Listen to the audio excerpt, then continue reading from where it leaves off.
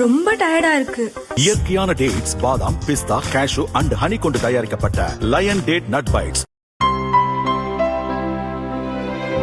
இனிமே கண்ணை மூடிட்டு கடலை எண்ணெய் வாங்கலாம்.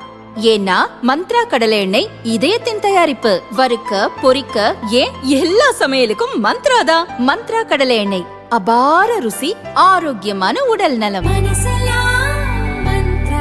திருச்சி அரசு மருத்துவமனையில் பெண் செவிலியர் போல் நடித்து குழந்தை கடத்திய சம்பவம் பரபரப்பை ஏற்படுத்தியுள்ளது.